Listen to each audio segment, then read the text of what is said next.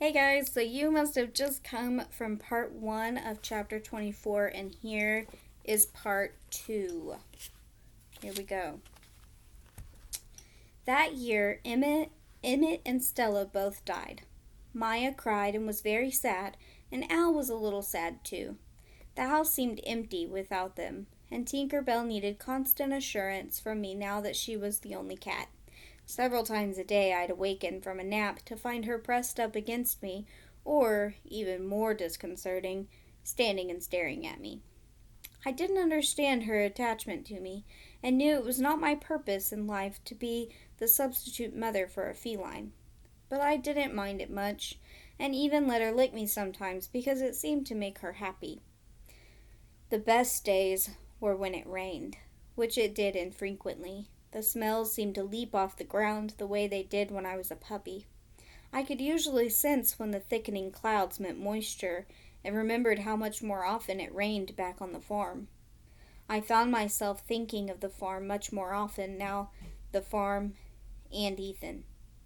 Though my life with Fast and Sister and the yard with Coco had faded to a distant memory, it seemed that sometimes I awoke with a start and lifted my head, thinking I'd just heard Ethan's car door slam, and that he would soon walk in, calling my name. One day, when rain seemed imminent, Maya and I were doing school, in a class with children who sat in chairs instead of on blankets.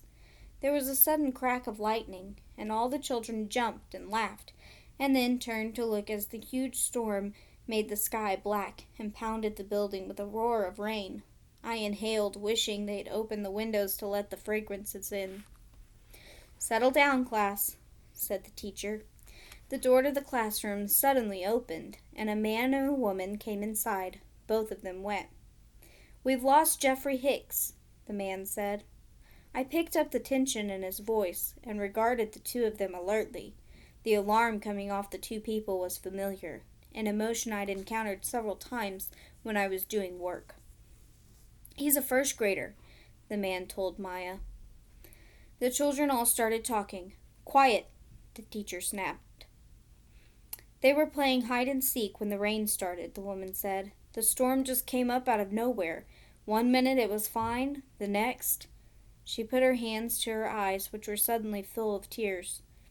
"When I had everyone come in, Jeffrey wasn't with them. It was his turn to hide." "Could the dog?" the man asked. Maya looked at me and I sat up straighter.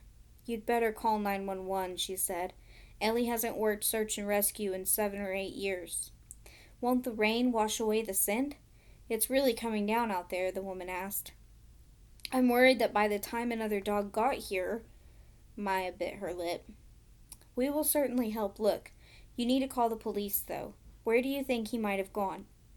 "There are some woods behind the playground. There's a fence, but the kids can't lift it up," the man said.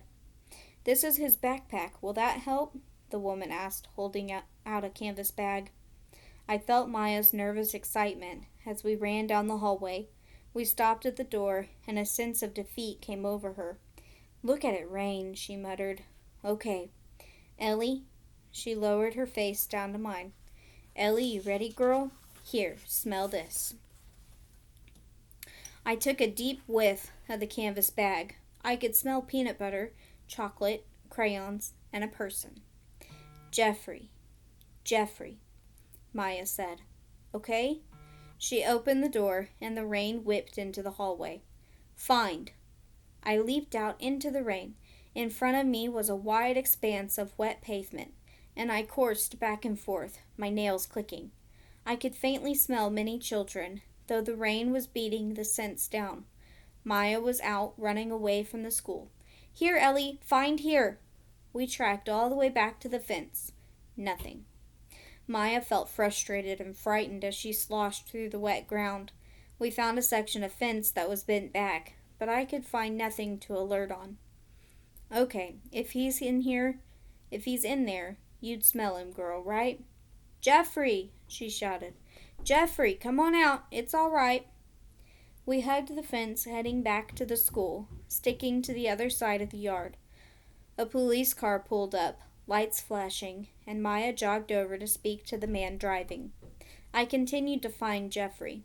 Though I wasn't picking up much of anything, I knew if I just concentrated, as I had been trained, if I just focused, I could separate the smell from the backpack from all the others, if I didn't quit. There. I had something, and whipped my head around. There was a small gap in the fence, 2 poles between which no adult person could climb, but I could smell Jeffrey. He'd squeezed through here. He had left the playground. I ran back to Maya and alerted. She was speaking to the policeman and didn't notice at first, but then she turned to me, shocked. Ellie? Show me. We ran back through the rain to the 2 poles. Maya peered through the small gap. Come on, she shouted, running along the fence toward the front of the school. He left the school grounds. He's on the other side of the fence, she yelled at the policeman. He ran after us.